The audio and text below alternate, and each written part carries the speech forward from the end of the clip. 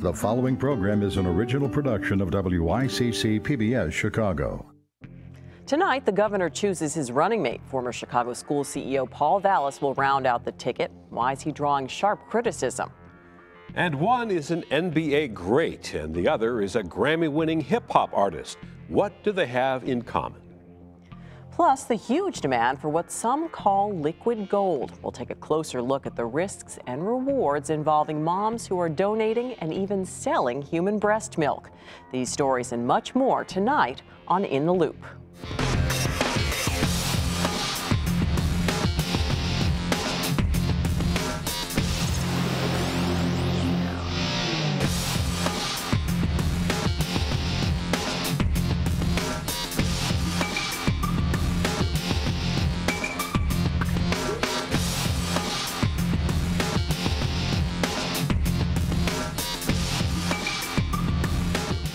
Good evening, I'm Barbara Pinto. And I'm Chris Bury. Tonight, some moms are selling their breast milk for extra cash. So is anything wrong with that? Thousands of moms around the country and around the world are also donating excess milk to newborns who really need it. Turns out that donated milk is saving millions of dollars in health care costs. But the huge demand for human milk has also spawned a cottage industry online, raising concerns about health and safety. With every feeding, Monica Perez of suburban Melrose Park feels like she's giving her daughter a precious gift. But she knows there are plenty of new moms who are medically or physically unable to produce milk for their babies. That's why she donates hers. Lots of it. Per week, I can probably bring in about maybe 10 to 15 pounds into the office. The office she refers to is the Green Medical Practice in Oak Park. It's one of only 2 milk depots in the Chicago area, the freezer brimming with donated breast milk from local moms like Monica, who undergo thorough health screenings and blood tests in order to donate. It feels good to help babies that really need it. Dr. Paul Schattauer, a family physician, operates the clinic, which has been accepting donated milk for the past 4 months. This freezer that I have continues to get full. And we have to box it up and we put it with dry ice and send it off. From here, the donated breast milk gets shipped to the nonprofit Indiana Mother's Milk Bank. Nearly 1,600 gallons are tested for safety, pasteurized, then shipped back to Midwest hospitals each year, including Advocate Lutheran General in Park Ridge. That's where tiny Jaden Adams was born. 10 weeks premature and only 4 pounds 9 ounces. He spent 3 weeks in intensive care, fed only donated breast milk. This is Jaden today, 13 months later. So you think the donor milk really helped? I do, and he's had 1 cold since he's been born, so I think for immunity and stuff, it has definitely helped him. That. I mean, he's definitely gained weight and he's off the charts with all his developmental stuff and immunities. I've seen firsthand the benefits when we use human milk and donor human milk for preterm babies. Our rates of necrotizing enterocolitis plummeted after we started our program, and so did our mortality rate. NEC, or necrotizing enterocolitis, is a potentially fatal complication that is devastating to a preemie's digestive tract. We're realizing it's never been a condition of prematurity, it's been a condition of poor nutrition for the babies that needed breast milk and nothing else at that point. In 2007, researchers found that by feeding premature babies pasteurized donor breast milk, the risk of developing NEC dropped by nearly 80%. A new study this year estimated that the total cost of NEC is between $500 million and $1 billion a year. Milk banking started in the Denver area in 1985. Since then, demand has exploded, especially online, where mothers now sell their breast milk for up to $3 an ounce. Many moms have used the sites to feed their infants, but doctors warn that may not be wise. I kind of relate it to somebody that's going to get a blood transfusion and they're going to use donor bloods from somewhere. They wouldn't just walk down the street or go online and find someone that would be willing to give them the blood. Efforts are now underway to establish guidelines for the safe handling of donated breast milk and to build the Mother's Milk Bank of the Western Great Lakes in the Chicago area by fall of 2014. It's a baby's right to have breast milk, I think, for its nutrition. It becomes a civil rights issue, I think.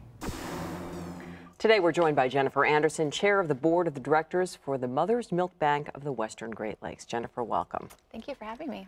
We've heard all about the benefits of breast milk, that babies who are breastfed are less likely to be asthmatic, be obese in adult life, have better immune systems, even better IQs.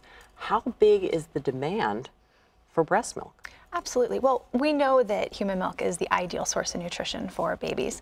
And however, when babies are born premature, the likelihood that they'll breastfeed really decreases. So we know that 19,000 babies in our region are admitted to the neonatal intensive care units. And of those, 3,500 are very low birth weight. So that's less than 3 pounds. And these babies are at the biggest risk for not being breastfed. We saw all of that donated milk. Is that milk widely available to these babies in the Chicago area? There are 14 nonprofit Humana milk banks throughout North America, and so there are large areas of the country that do have access to donor human milk. And there are a few hospitals in the Chicagoland area that we have educated about the use of donor milk and who are getting milk from Indiana. It's just in its infancy here in Chicago, and that's why we need a milk bank here in Chicago to make that milk accessible to all babies in all NICUs across the region. All right, let's talk about this process. I know we saw in the piece that the milk that comes into these milk banks is strictly regulated. The moms who donate are regulated. Right. The milk is tested. But there is this online marketplace for donor milk. Who regulates this? Sure. Well, at the moment, this is completely unregulated. And, you know, moms want what's best for their baby. And the research is out that it's much, much safer for babies, especially premature babies, to receive only donor human milk. So it's understandable that moms would look to other sources to get that milk.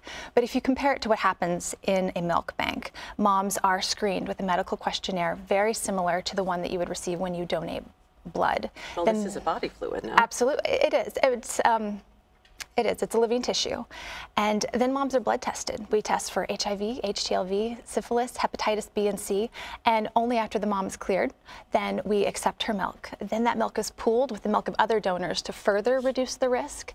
Then that milk is pasteurized. And even then we test it for bacterial and virus contamination afterwards before it's sent out to hospitals. So by comparison, it makes perfect sense that the milk that you get online isn't going to be as safe, and you're introducing a great deal of risk. Now, I know there was an Ohio physician who did some testing and found that 75% of the milk purchased online for this particular test was contaminated with everything from fecal matter to strep and staph infections. Sure. Isn't there a normal amount of bacteria in human milk? There are certainly normal skin flora that are present. The bacteria that this study looked at were certainly above and beyond, and not what we would expect to see some level of contamination because there's no education for these moms on how to safely express their milk and store their milk and send their milk. You really don't know what you're getting when you order it online. Are there reported instances of infants that have gotten sick from this milk that is bought and sold online? It's a pretty new phenomenon of milk being bought and sold online. So not that I know of has there been an incident yet. However, the mothers that share their milk certainly are opening themselves up to legal liability. When you talk about pasteurizing the milk, I thought that part of what is beneficial to the baby that exists in milk is what is in its natural form. When you heat it up, don't you lose some of the benefit that a baby would receive from this milk? Absolutely. Donor human milk absolutely will not replace mother's own milk. That is the gold standard, and we want all babies to have access to their mother's own milk first. There certainly is a trade-off. We do lose some of the components when we heat the milk. Some of the components, though, remain very stable. There's one in particular called human milk oligosaccharides that are a sugar compound that isn't found in formula, and those remain stable during the whole pasteurization process. And we think this might be one of the reasons why we see such a huge reduction in NEC rates when babies are fed their mother's own milk or donor human milk. Okay, NEC is the complication we talked about earlier, involving correct. the digestive systems of the babies. What about moms who are selling this milk for extra cash? When you donate to a milk bank, are you paid for your milk? No, moms that donate to a milk bank do it completely altruistically. We think that's a very important ethical consideration. So we don't want moms to be at all economically motivated. It makes the milk a little bit safer, and we certainly don't want to compromise mothers. If mothers are in a position that they need extra money for milk, we want that milk to go to their baby first and to not be swayed by the potential to make money online. It certainly introduces a whole slew of ethical complications. You mentioned that there are a number of hospitals here who don't avail themselves of this donated milk, that there's just not the supply. Are you hoping that when your milk bank opens, you'll be able to widen the network? Absolutely. Certainly there are additional costs associated with bringing the milk from Indiana to the Chicagoland area, and once we're here, you know, those costs won't be a barrier anymore. So right now several of the wealthier hospitals are able to have donor milk because it is considered best practice for the care of very low birth weight babies. And once we're here in the Chicagoland area, that'll be available to all hospitals. So no matter where you're born, you will have access to donor human milk. All right, we'll leave it there. Jennifer, thank you very much. Thank you. Now, in other trending stories tonight, the governor's controversial choice for a running mate and another financial blow to Chicago's bond rating. Here's Chris with a look at those stories and more. Thanks, Barbara. Plus, could Chicago roll out the red carpet for the GOP National Convention and saying farewell to the Onion? In a surprise move, Governor Pat Quinn selects former Chicago schools chief Paul Vallas as his running mate. I decided to pick Paul as my running mate because I've known him a long time. He knows Illinois like the back of his hand. And Quinn brushes aside criticism that his ticket lacks diversity.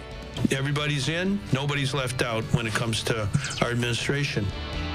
Here we go again. Chicago's debt rating has taken another major hit, down 3 notches because of the pension time bomb.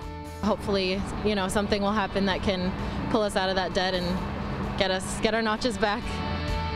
The 2016 Republican National Convention in Chicago, even the city's very Democratic mayor could be okay with that. I think it would give a definitely better image to Chicago, and that might actually help us financially. Better image, more money. Some diehard Onion readers are crying over the Chicago-based publication's decision to halt the print version of its comedy weekly. It's great because I find that the Onion brightens my day as well as enlightens me about what's actually going on with things, as well as poking fun. I think it's a nice balance of the news that we get today. We're joined by Darlene Jackson, music producer and DJ, Steve Edwards, Deputy Director of Programming for the Institute of Politics at the University of Chicago, and Vanessa Hall, founder of Hall Consulting. Hello and welcome, everybody. Great to be here. So Paul Vallas as Lieutenant Governor for Governor Quinn. Is this a problematic pick, Darlene?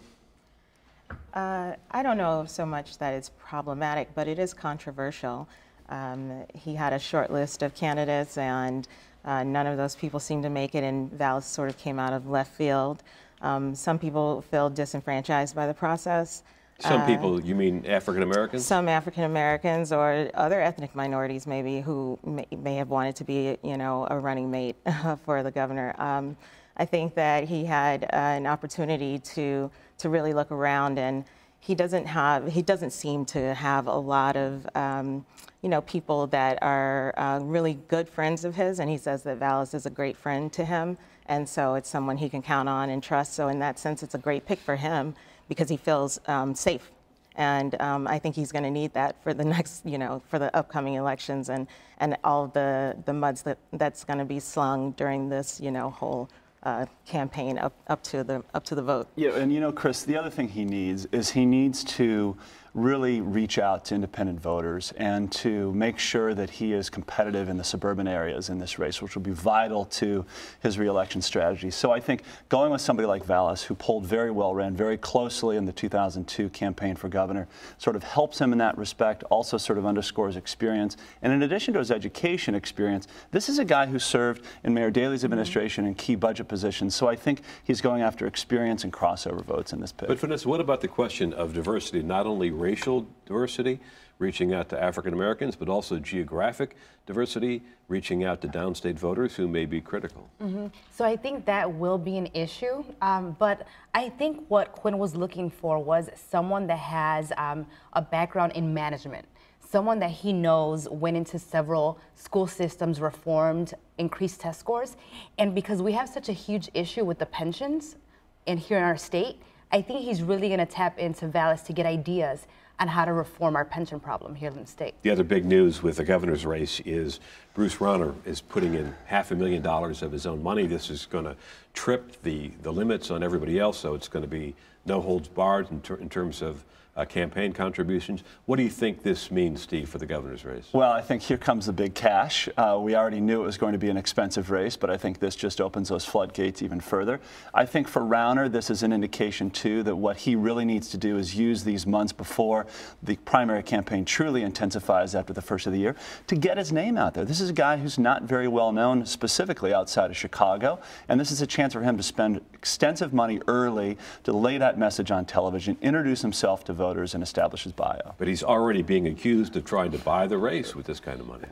I think he was accused of trying to buy the race when he dropped his name in the bucket. You know, people know him to be a man of means, and I don't think it's a surprise to anyone that he's, you know, found a way to kind of up the ante for everybody involved. So it's just a big poker game at this point.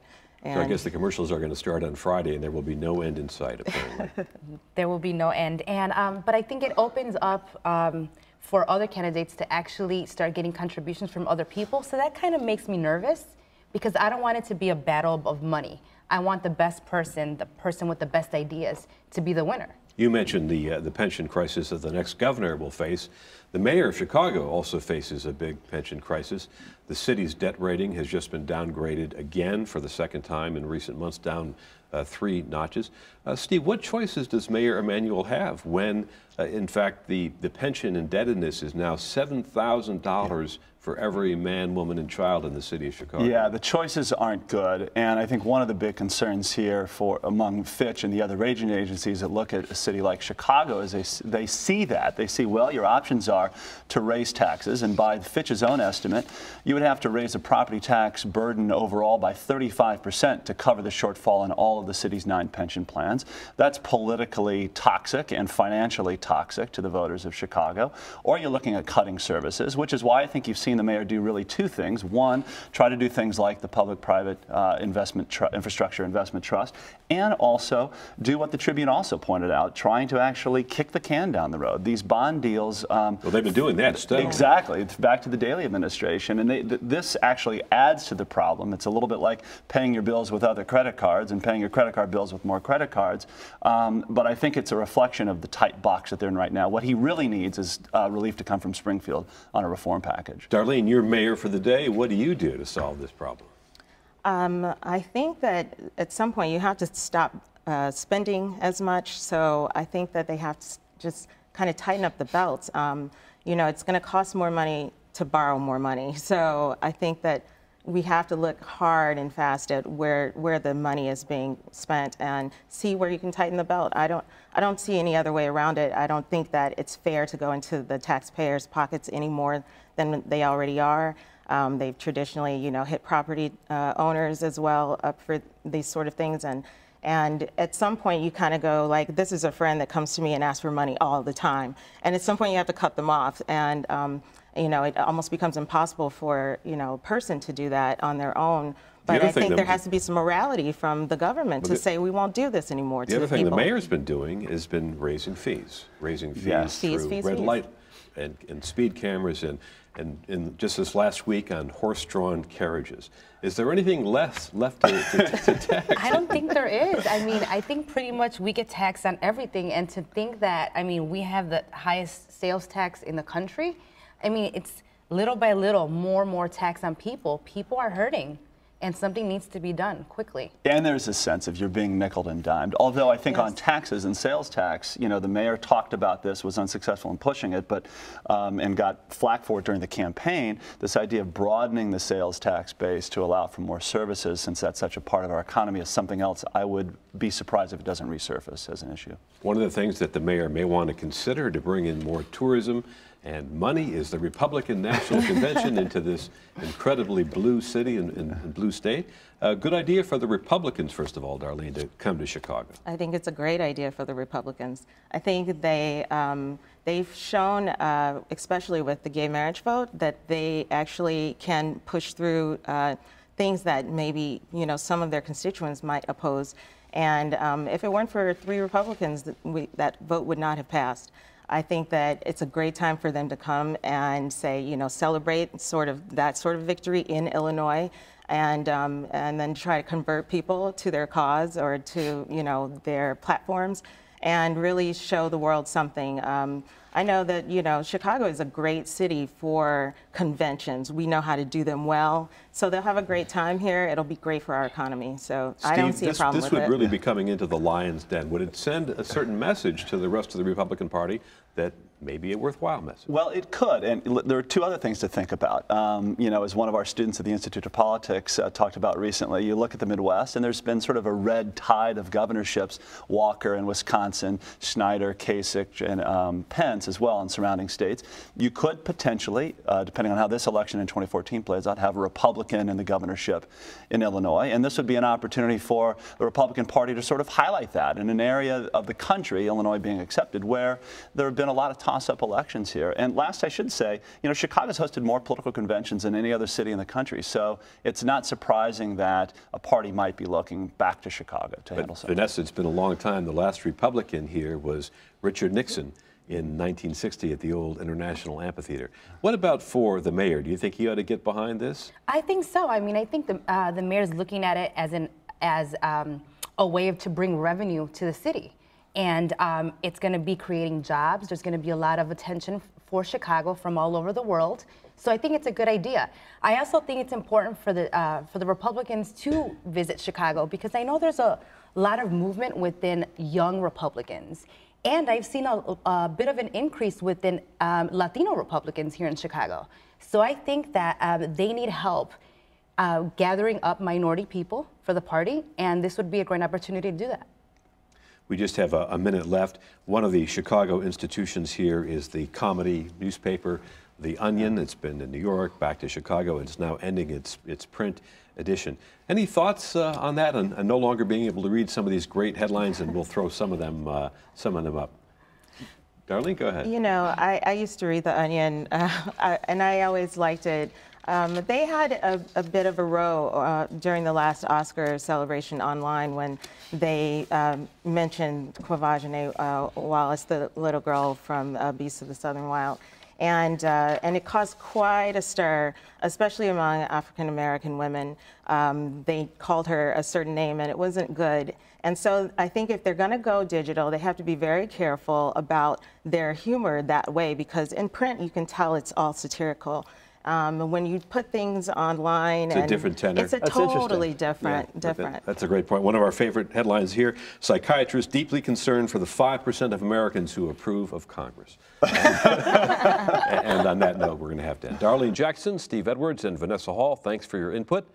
They may be an odd couple, but 2 powerhouse celebrities have a game plan to improve the high school dropout rate here in Chicago and other big cities, too. My name is Heyman Cross. I am a student at Lawndale Magic Johnson Bridgescape Academy. I enrolled at MJBA because I need a diploma. I needed the bridge to cross the gap between traditional schooling and a diploma. NBA Hall of Famer Earvin Magic Johnson fought back tears as he listened to a student from the school that bears his name. The basketball great, businessman, and philanthropist has invested in this Lawndale school and 16 others like it across the country. The idea is to give high school dropouts and other struggling kids the tools they need to succeed. All you want to do is help these incredible young people achieve their goal in life. If you had to listen to that young man, you would never thought he was out of school. I mean, man. Hip-hop artist and actor Common is also helping these young people from poor inner-city neighborhoods in his hometown. He started the Common Ground Foundation. The two superstars have invested time and money in schools like this. I'm proud to know that Bridgescape is taking kids who may not have thought they could make it in school, who may have been behind in reading or may not have the opportunities that some of us had growing up to learn. Nationwide, more than 8,000 kids drop out of school each day. In Chicago, 65% of public school students graduate, a slight improvement over last year. The biggest things that are affecting our community right now in urban America is the dropout rate. And then because of that, then young people are on the streets. Days after the launch of Magic's Bridgescape Academy, hundreds came out for a concert to benefit the Common Ground Foundation. It's really about giving young people supporting creative arts, character development, health information, and we're really just reaching out to our young people in Chicago and really want to provide programs and camps that help them to just feel better about themselves and go create the things that they want in life. And before we close, we want to take a moment to congratulate one of WYCC's own on his upcoming retirement. Paul Jurek has been here for a long time. In fact, he was the employee who flipped the switch that put the station on the air back in 1983. Tonight, a tribute to Paul and his 30-plus years here at WYCC. If you were to meet my dad for the first time, you would probably instantly be charmed. At the end of this year, my dad, Paul Jurek, will be leaving WYCC, retiring. Paul Jurek is not only an editor here at WYCC, but he has been an integral part of the production team. He's been here for as long as the station has existed. In December of 1982, my father-in-law saw an ad in the Tribune for a news station in Chicago, Channel 20. I went there and I got a job as a master control operator. In the 30 years that he's been part of the WYCC team, he has worn more hats than the Mad Hatter. Making me work here. He has been an engineer, a technical director, an editor. Hey, season's greetings from the editors. What do you think, cut or dissolve? Every time I see Paul, it's all smiles, high fives, and a lot of inspiration. No matter what the conversation is, he's got something funny to share with you. This is the transporter. Energize. He's like a machine of cracking jokes one after another, like punchlines in a sitcom. I think the most important thing my dad would leave behind anywhere that he's been is the way that he has people smile all the time. It's height first, so shortest first. So Megan and me. Paul, I truly appreciate having met you. You know, from here, that I'm going to miss you. Working with you has been a lot of fun. Dad, thank you so much for using your job to inspire me. Congratulations on your many years at WYCC. Congratulations, Paul!